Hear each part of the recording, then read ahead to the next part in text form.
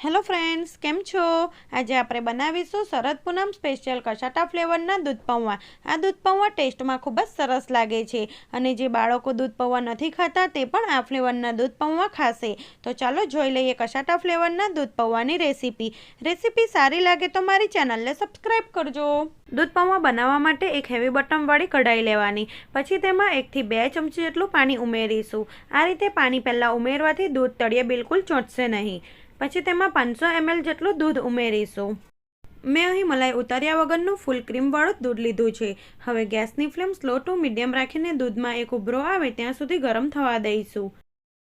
હવે જ્યાં સુધી દૂધ ગરમ થાય છે ત્યાં સુધીમાં આપણે પૌવાને ધોઈ લઈશું। તો મેં અહીં અડધો લીટર દૂધ લીધું છે, તેની સામે અડધો કપ જેટલા કસાટા ફ્લેવરના પૌવા લીધા છે।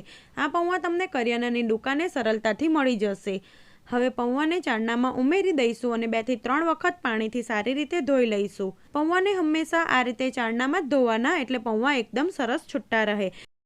પૌવાને દૂધમાં ઉમેરતા પહેલા તમારે 5 થી 10 મિનિટ અગાઉ ધોઈ લેવાના, એટલે પૌવા સરસ કોરા થઈ જાય અને છૂટા રહે। તો અહીં પૌવા સારી રીતે ધોવાઈ ગયા છે। હવે આ પૌવાને આપણે ચાળણામાં થોડા વખત માટે કોરા થવા રહેવા દઈશું। અહીં જે દૂધ ગરમ કરવા માટે મૂક્યું હતું તેમાં પણ એક સરસ ઉભરો આવી ગયો છે અને દૂધમાં જે ઉપરની સાઈડ અને કિનારી પર મલાઈ બનતી હોય તેને દૂધમાં મિક્સ કરતા જવાનું। પછી તેમાં આપણે 1/4 કપ જેટલી ખાંડ ઉમેરીશું। ખાંડની જગ્યાએ તમે ખડી સાકર પણ ઉમેરી શકો છો। સાથે જ તેમાં થોડાક ડ્રાયફ્રૂટ ઉમેરીશું। તો 2 થી 3 નંગ જેટલી ઝીણી સમારેલી બદામ, 2 થી 3 નંગ જેટલા ઝીણા સમારેલા કાજુ અને 7 થી 8 નંગ જેટલી કિસમિસ ઉમેરીશું। સાથે જ આપણે તેમાં 1/4 ટેબલસ્પૂન જેટલો ઇલાયચી પાવડર ઉમેરીશું અને બધું સારી રીતે મિક્સ કરી લઈશું। હવે ગેસની ફ્લેમ મીડિયમ રાખીને ખાંડ સારી રીતે ઓગળી જાય ત્યાં સુધી દૂધને થવા દઈશું। અહીં 2 થી 3 મિનિટ પછી ખાંડ એકદમ સરસ ઓગળી ગઈ છે।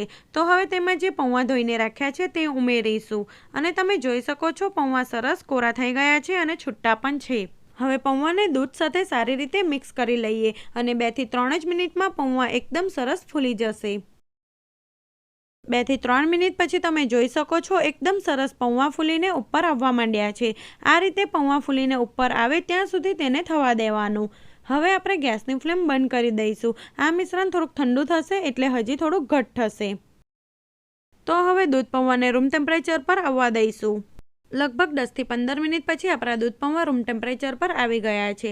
હવે તેમાં આપણે બાકીની વસ્તુ ઉમેરીશું। તો 2 થી 3 ટીપા જેટલું વેનીલા એસન્સ ઉમેરીશું। વેનીલા એસન્સ ઉમેરવું બિલકુલ ઓપ્શનલ છે, પણ વેનીલા એસન્સ ઉમેરવાથી દૂધ પૌવાનો ટેસ્ટ ખૂબ જ સરસ લાગે છે। સાથે જ તેમાં 2 થી 3 ટેબલસ્પૂન જેટલી તૂટી ફૂટી ઉમેરીશું। પછી તેમાં 1 ટેબલસ્પૂન જેટલી ચોકલેટ ચિપ્સ અને 1 ટેબલસ્પૂન જેટલી ચોકલેટ વર્મિસેલી ઉમેરીશું।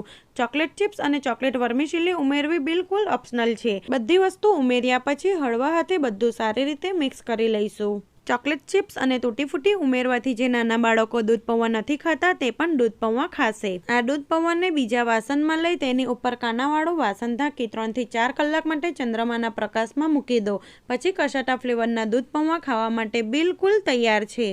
તમે આ રીતે શરદ પૂનમમાં કસાટા ફ્લેવરના દૂધ પૌવા એક વખત જરૂરથી ટ્રાય કરજો અને તમારા દૂધ પૌવા કેવા બન્યા તે મને કોમેન્ટ કરી જણાવજો। રેસિપી ગમે તો આવી જ બીજી નવી રેસિપી જોવા માટે મારી ચેનલને સબસ્ક્રાઇબ કરજો।